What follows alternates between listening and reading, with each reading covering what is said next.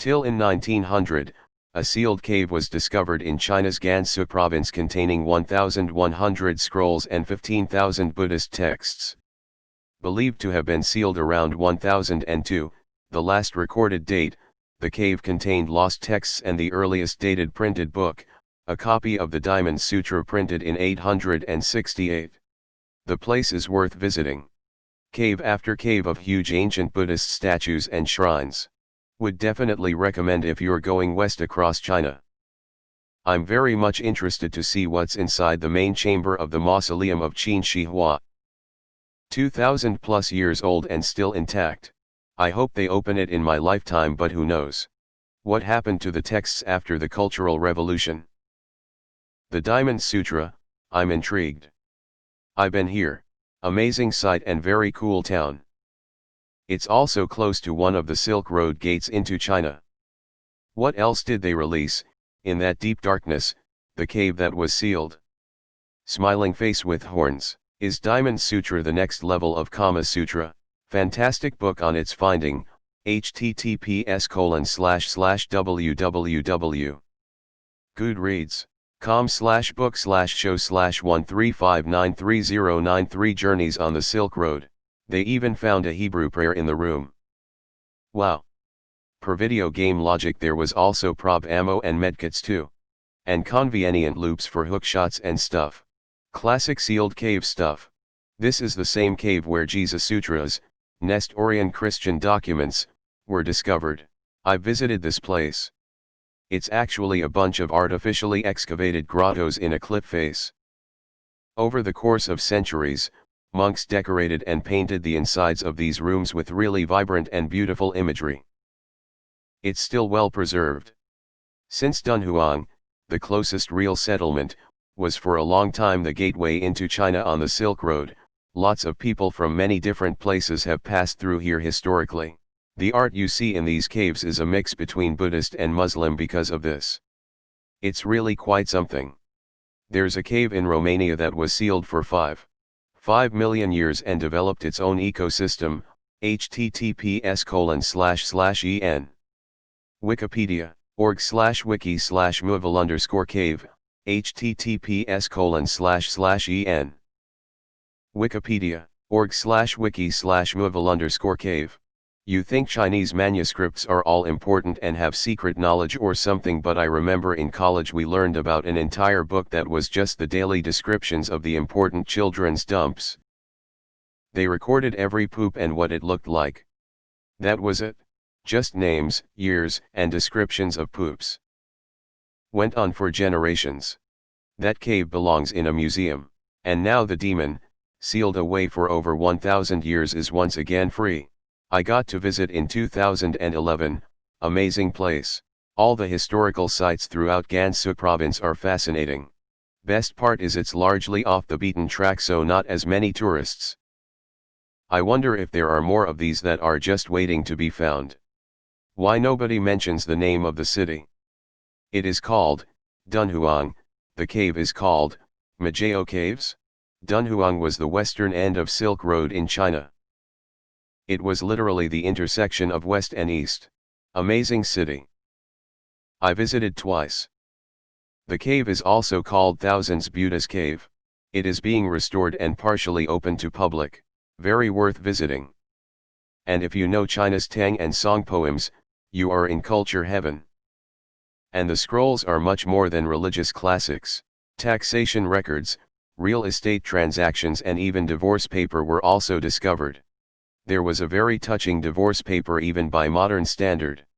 It says the husband was sorry that the marriage couldn't last and they had to go separate ways. He hoped each other's roads would become border after they said goodbye. Dunhuang study is now a subject of its own among academics.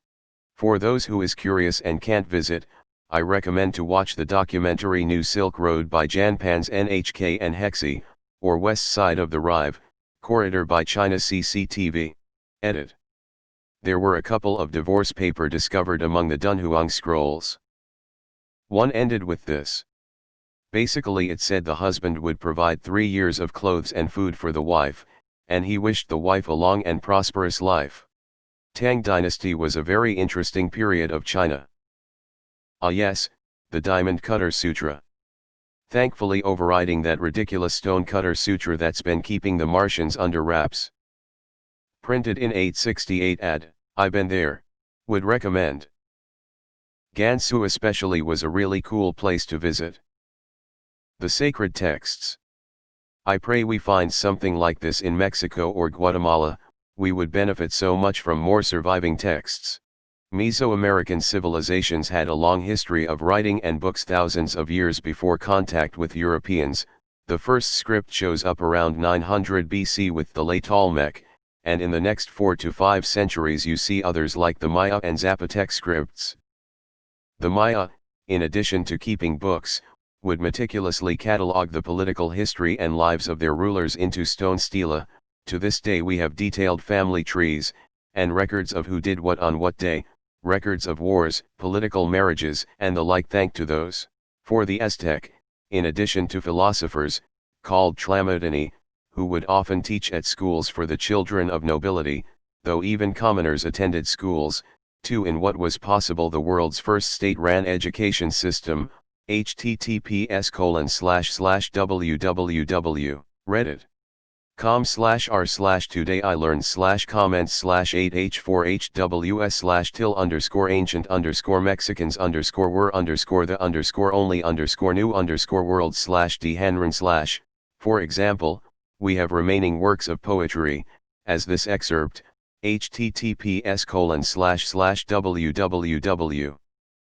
reddit.com/r/todayilearned/comment/8ae609/till_nike_wanted_call_there_2_dy_2q3/ from 1491, New Revelations of the Americas from Before Columbus, shows. I cannot recommend reading that entire excerpt enough, but I will post a short excerpt to entice people to. Truly do we live on earth? Asked a poem or song attributed to Nezahualcóyotl, 1402-72, a founding figure in Mesoamerican thought and the Tlatoani of Texcoco, one of the other two members of the Triple Alliance. His lyric, among the most famous in the Nahuatl canon, answers its own question. Asterisk not forever on earth, only a little while here. Asterisk. Asterisk be it jade, it shatters. Asterisk.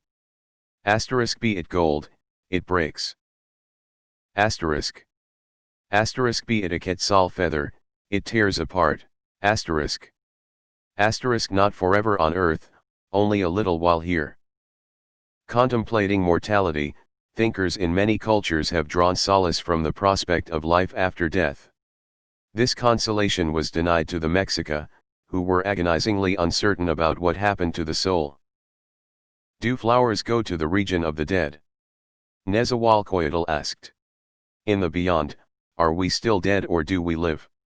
Many if not most Tlamatanim saw existence as Nabokov feared, a brief crack of light between two eternities of darkness. One exit from this philosophical blind alley was seen by the 15th century poet Iokuan Kutzbaldsin, who described it metaphorically by invoking the koyali bird, known for its bell-like song. Asterisk he goes his way singing, offering flowers. Asterisk. And his words rain down. Asterisk like jade and quetzal plumes. Asterisk. Is this what pleases the giver of life?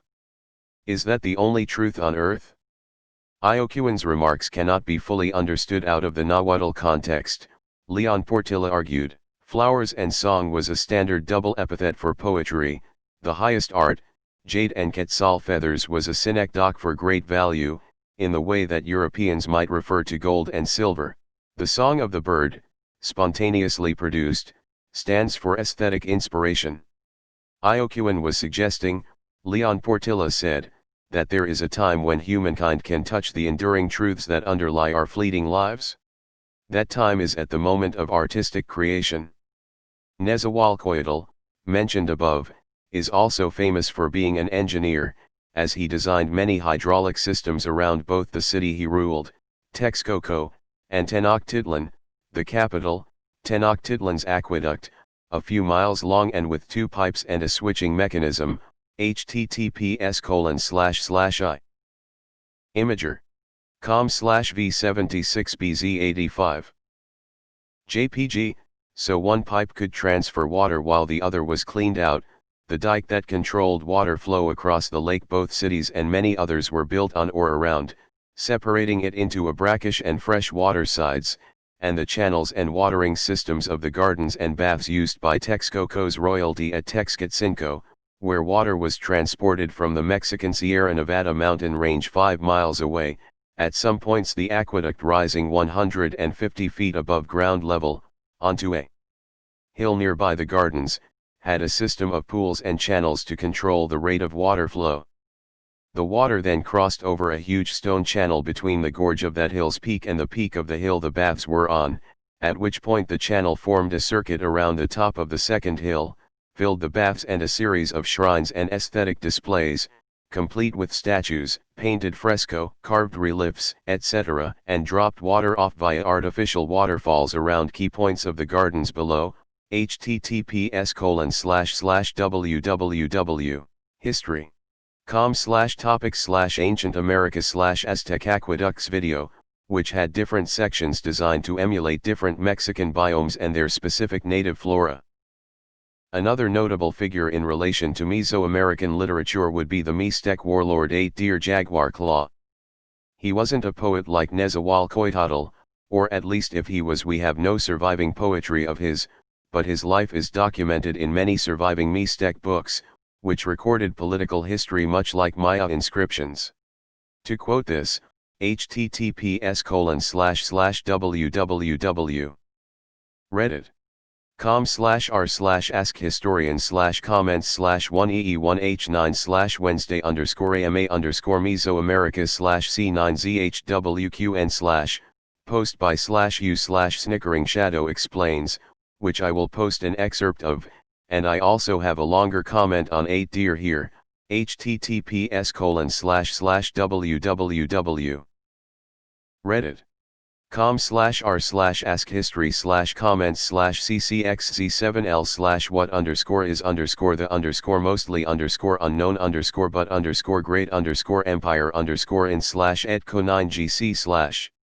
He was born in 1063 AD to the son of the high priest of a town called Tilantago. He made a name for himself fighting as a general for the lord of a town called Jaltepec. At 20, he managed to convince one of the oracles to allow him to invade the lands of the Chitino people on the Pacific coast and found a new town there, Tututpec, which later grew into a massive city-state that successfully resisted the Aztec Empire. While he was away, the lord of his hometown of Tilantongo died with no heirs, and 8-Deer inherited the throne. When he got back to Tilantongo, he made an alliance with a group called the Toltecs, who bestowed on him a noble title. Now that he had an outside source of legitimacy, he felt that he didn't need to play by the oracle's rules anymore and went on a warpath. He conquers a huge swath of the Mixtec region. He even invades his wife's hometown and kills every single member of his wife's family except an infant named Fourwind. In a classic ironic twist, the little boy he let live grows up to an adult and ends up assassinating his uncle 8-Deer. After his death, his empire in the highlands crumbles and the Mixtecs go back to the same warring dynastic feuds they'd been fighting for centuries. As I've hopefully demonstrated, Mesoamerica had the same sort of epic wars, intense political struggles, and high culture that most only ascribe to European, Middle Eastern, and Asian cultures. There's so much potential history and literature there, but there is a problem. Of the thousands of documents that existed over roughly 2,500 years that the region had writing prior to Europeans arriving, less than 24 of them survive. We have 4 Maya books, around 8 Mixtec books, and a handful of books from other locations of indeterminate cultural origin, likely some Mixtec and some Aztec if you define Aztec loose enough.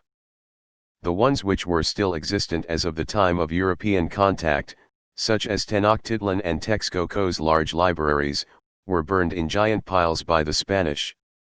In terms of paintings, jewelry, sculpture, and crafted art, it was all almost destroyed or melted down, too. https://imager com/a/0pwtf9. The loss here is immeasurable. To once again quite as/u/snickering shadow from their comment here, https://www. Reddit. com/r/Mesoamerica/C9zep88/st=Joel4md5 and sh=44c7894d. From the 8 surviving Mixtec codices, we can reconstruct the history of this one valley. Going back 800 years, had the other books survived, we would have something approaching a complete history of Mesoamerica, at least going back to the early post-classic. In some regions. Earlier. Put simply, the Spanish book burning is why we talk about Mesoamerica in archaeology classes and not history classes. Or as/u/ahwaddle puts in this, https://www. Reddit. com/r/historical what if/comment/19h5ld/what_if_cortez_by_the_aztecs/c809dmt/st=jfgjj4wl and sh=91fdad, what if post, if their works survived. Their successors would look to the Aztecs just like modern Westerners. 2. Greece. For Europe, the abilities of the Native American mind could not be denied or rationalized away. It would have meant the injection of new arts, philosophy, mathematics, methods of agriculture, values, history, drama, and more. What we lost in the conquest is unimaginable. Inconceivable. Akin to knowing nothing about Caesar or Confucius or Ramses beyond what color bowl they ate out of. Having even a dozen new surviving texts would be incredible. But thousands? It would be insane. I do want to note though that despite how much of Mesoamerican history was lost, we still do know much more than most people realize, as I hope this post also illustrated. Many Maya inscriptions survive, and there's a lot of documents on Aztec society and history written by both Aztec people and the Spanish during the decades of and after the conquest. There's so much more we know than what's usually taught in schools, which is a shame. If you're interested in reading more, please check out my 3 comments here, https://www. Reddit. com/r/ask-c7gu1l/i_want_people_dump_interesting_information/1756/. The first is basically a expanded version of this comment, but the second has a large directory of resources to learn more, from Ask Historians posts to book lists, and the third has a summarized timeline of Mesoamerican history.